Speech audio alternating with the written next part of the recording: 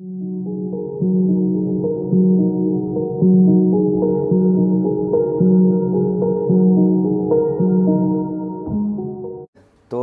मैंने एक कविता लिखी है सर, न्यारी दुनिया, तो मैं आपको सुनाना चाहता हूँ। न्यारी दुनिया हरियाणे की, दूध दही के खाने की, फौजी किसान के वाणे की, न्यारी दुनिया हरियाणे की। दिए तले अंधेरा बताने की, सामण में कोथली लेके जाने की, बात में कंटर भर के जाने की, न्यारी दुनिया हरियाणे की। समा संग मुस्कुराने की, फसल ते जिंदगी सजाने की, धरती को माँ बताने की, न्यारी दुनिया हरियाणे की।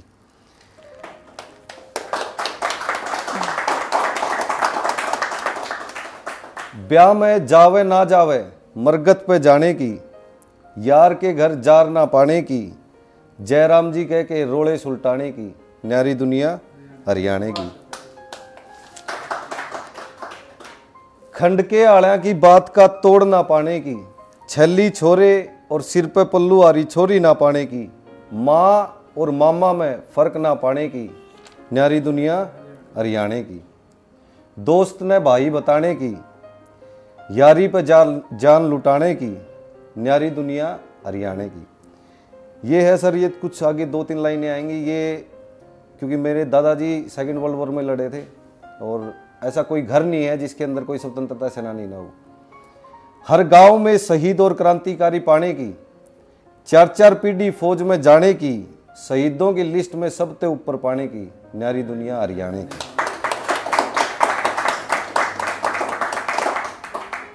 शहीद के बेटे को फौज में जाने पे उत्सव मनाने की, फौजी माँ अपने बेटे को दूध की लाज का वचन दिलाने की, हजारों सालों से शीश चढ़ाने की, न्यारी दुनिया हरियाणे की।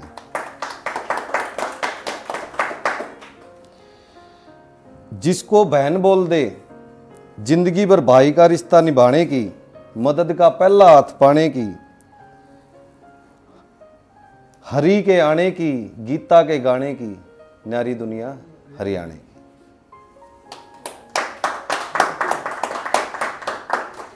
और सर बहुत सी चीज़ें ऐसी हैं जो आज की डेट में हम हिंदू मुसलमान का कर रहे हैं कि भाई ये हिंदू का है, ये मुसलमान का है।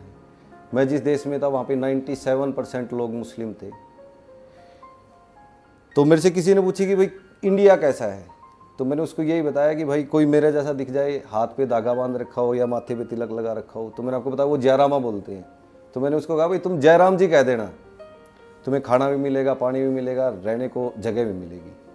और कोई दाढ़ी वाला मिल जाए तो उसको सलाम वालेकुम कह देना, चीज़ सारी की सारी वहाँ पे मिल जाएंगी। ये जो गंदगी फैला रखी है ये सिर्फ हमारे इंडिया में ही फैला रखी है सर, इसके अलावा कहीं नहीं है। वो लोग इंडिया का जो कल्चर है, अब जो हमारे पॉलिटिशियन है वो यहीं पे रहते रहते कहते भी ऐसे है, गलत है, ठीक है, नहीं। आप बाहर जाइए सर, जो इस्लाम बाहर है वो शायद इंडिया में नहीं है। और किसी भी प्रकार की मेरे को कोई दिक्कत नहीं आई। 2 साल के अंदर मेरे को किसी ने मेरी ट्राइब के लिए मेरे से ये नहीं कहा कि भाई तू कौन है, कहाँ से आया है। एक बार बैठे थे, मोस्टली क्या होता है सर, आप बाहर जाओगे ना तो आपका धर्म परिवर्तन कराने की कोशिश की जाती है। तो मेरे को भी कुछ बंदे मिले, तो उन्होंने मेरे को कुछ सवाल जवाब हुए, मैं आपसे आपके सामने रखना चाहता हूँ। तो उन्होंने मेरे से पूछा भाई आप किस चीज़ की पूजा करते हैं। तो मैं गाँव से बिलोंग करता हूँ, तो मैंने उनको वही बताया जो मैंने बचपन से देखा था। आप भी अपने गांव में जाते हैं तो सबसे पहले किसकी होती है साहब, आप गांव में जाओगे तो जो गांव का बाबा है वो सबसे पहले बोलेगा भाई फसल बाड़ी दो, दूध दो, दही दो, उसके बाद किसी आदमी का नंबर आएगा। तो इकलौता हरियाणा या उत्तर भारत का इकलौता ऐसा धर्म है जिसमें सबसे पहले खेती बाड़ी और उसके बाद पशुओं के लिए मांगा जाता है। तो जो मेरे बॉस थे वो एक मुस्लिम थे, उन्होंने कहा था कि भाई इससे बड़ा धर्म दुनिया में कोई नहीं हो सकता। तो मैं बहुत प्राउड करता हूँ कि भाई मैं हरियाणा में पैदा हुआ और हरियाणवी संस्कृति मेरे को अफ्रीका तक मिली, तो इसके लिए मैं बहुत खुश हूँ। आज की डेट में यदि कोई पूछता है कि भाई मोस्टली रिटर्न एविडेंस कितना है, रिटर्न एविडेंस है जब 3000 साल, 4000 साल, 5000 साल, आदमी इतना ही है। वहाँ पे सर कौन न्यारी बात सिखा गया है, कौन ताऊ सिखा गया है, कौन समा सिखा गया है, कौन उनको संस्कृत लैंग्वेज सिखा गया है। तो सर आज की डेट में मेरा 2 साल का वहाँ पे एक्सपीरियंस रहा। वहाँ पे मेरे को सबसे बढ़िया चीज़ क्या मिली कि मेरे को ये पता चला कि भाई हमसे पुराना इस दुनिया में और कोई नहीं है। तो ये उपलब्धि रही सर वहाँ पे। और आप भी कभी बाहर जाने का मौका मिले तो आप एक्सप्लोर होगे। और मेरे को जितनी इंग्लिश काम नहीं आई उतनी मेरे को हरियाणवी भाषा काम आई सर। तो प्लीज़ मैं आप सभी से रिक्वेस्ट करता हूँ कि भाई आप अपने कल्चर के लिए, अपने पेरेंट्स के लिए और अपने बुजुर्ग जो करते हैं उसके लिए आप हमेशा आगे रहिए। धन्यवाद।